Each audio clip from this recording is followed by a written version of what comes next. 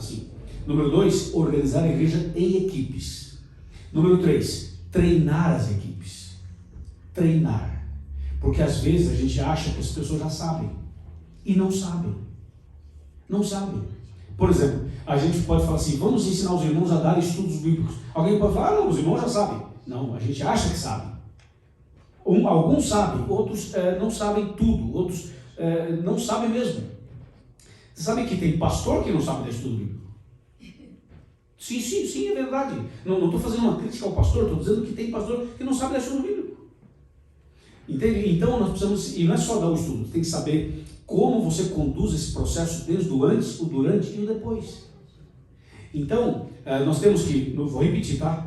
Número 1, consagração. Número 2, dividir, organizar a igreja em equipes. Número 3, treinar as equipes. Treinar. Por exemplo, vou dar um exemplo bem simples aqui. Como é que chama o rapaz que cuida, que mexe com piano e fundo musical, se eu precisar de fundo musical? Quem cuida disso aqui? Léo. Hã? Léo. O Léo. O Léo está aqui? Não. Ok, mas eu só estou pegando isso como uma ilustração, tá? Por exemplo, um fundo musical, seja no piano ou seja lá no som lá atrás. Você sabe que isso aí tem uma técnica, né? Entendeu? A gente tem que ensinar isso também. Tudo que vai ser feito tem que ser ensinado, treinado. E nunca pensar assim, todo mundo já sabe, é só fazer. Não é assim. O fundo musical, por exemplo, você sabe que o fundo musical, para um apelo, ele tem que ser suave, mas não pode ser uma coisa fúnebre. Tem que ser suave, mas não fúnebre. Número 2, tem que saber a hora certa de colocar. Se eu estou falando aqui, falando, e vamos supor que o fundo musical fosse entrar lá de um playback, um exemplo. Se você tiver um aí, a gente ensaia aqui, viu? Vamos, bora. Então, veja, eu vou fazer um ensaio aqui ao vivo com vocês. Mas veja, se eu estou falando aqui, uma matraca, e ele tem que colocar o fundo, ele vai soltar que horas? Vai soltar no meio da minha fala? Atropela. E depois ele não sabe. Se eu subir a voz, ele sobe o som, não sobe o som, vamos ficar uma briga entre eu e ele, e o povo só está sentado, como é que fica?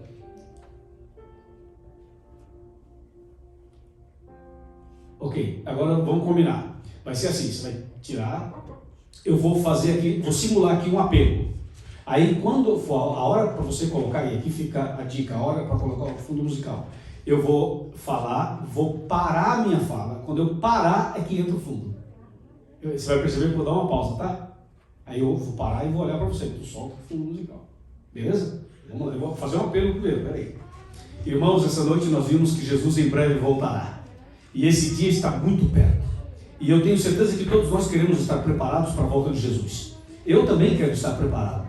Essa noite, Deus tem uma mensagem para o seu coração. Aí entrou. E o pregador também tem que ser ensinado. Ele não pode entrar ao fundo e ele já disparar em cima. Como o fundo é suave, isso já muda até o tom da voz.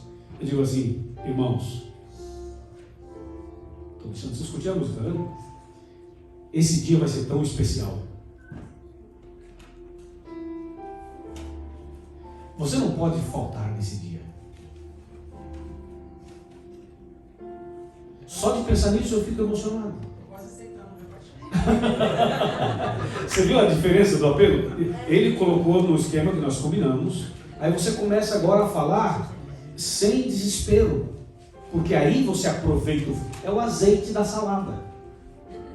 É o azeite. Aquele de Portugal. Sabe aquele azeite? Só tem em Portugal e Lisboa. Sim, tem que ser na medida, né? Exatamente. Fechou. Então nós estamos dando um exemplo se o fundo fosse de lá. Se o fundo fosse no piano, o pianista fosse fazer, nós temos que combinar com ele o momento dele começar a tocar. Entendeu? Por exemplo, vou dar outro exemplo para vocês. Se fosse no piano, vamos supor que eu estivesse pregando e o pianista fosse tocar. Aí o pianista está sentado aí. E chegou a hora dele tocar. E ele está sentado aí. Já está errado. Porque se ele levantar durante a minha fala, para ir lá, o que vai acontecer? Pronto, já quebrou a concentração. Então o que acontece? A pessoa que vai tocar o piano na hora do apelo, quando o pregador começa a pregar, ele já fica sentadinho lá. Pega a Bíblia dele, acompanha a pregação sentado lá. Ele tem que tocar no espírito, ele tem que estar no espírito da mensagem. Entendeu? Aí, então, eu estou falando da preparação da igreja. O tema de hoje é preparar a igreja e preparar o campo. Então, nós estamos dizendo a importância de você preparar a igreja nos mínimos detalhes.